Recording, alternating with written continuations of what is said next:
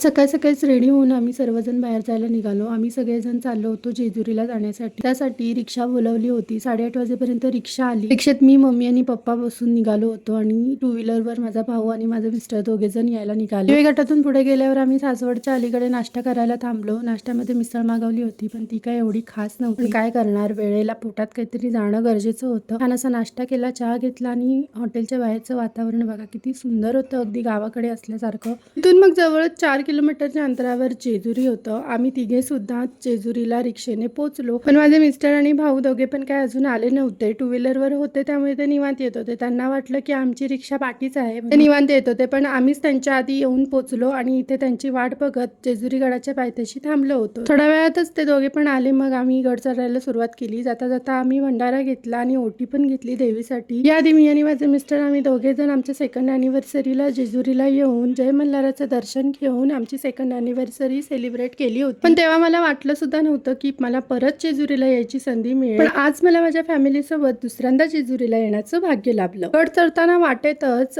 मल्हार आणि भानुबाईच्या पोजेस मध्ये छान छान असे मम्मी पप्पांचे फोटोज काढले. ते लोक मला पण काढा म्हणत होते, पण मी साडी नेसली होती. पण नंतर मला वाटायला लागलं की मी साडी नेसायला पाहिजे. जेजुरी गड चढून आम्ही वरती मंदिरात येऊन पोहोचलो आणि पूर्ण पिवळ्या भंडाराने भरलेलं मंदिर हे अगदी खरंच सोन्याच्या मंदिरासारखं दिसत होतं. आणि खरंच म्हणून तर म्हणतात सोन्याची जेजुरी. आम्ही ऑड डे ला जाऊन सुद्धा भक्तांची खूप मोठी गर्दी होती आणि गडावरून आकाश तर असं दिसत होतं की सहजात वर जरी केलं ना तरी हाताला टेकेल. इतकं सुंदर वातावरण आणि इतकं सुंदर मंदिर दिसत होतं. खूप छान छान व्हिडिओज, फोटोज वगैरे काढले. भंडारा उधळला. पूर्ण मंदिर फिरून देवाचं छान दर्शन घेतलं आणि देवीची ओटी सुद्धा भरली. गड उतरताना थोडीफार शॉपिंग केली आणि तहान लागली होती म्हणून लिंबू सरबत प्यायलो आणि घरी आल्यानंतर आम्ही झोपूनच गेलो होतो, त्यामुळे जास्त काही व्हिडिओज नाही केला. Bye bye.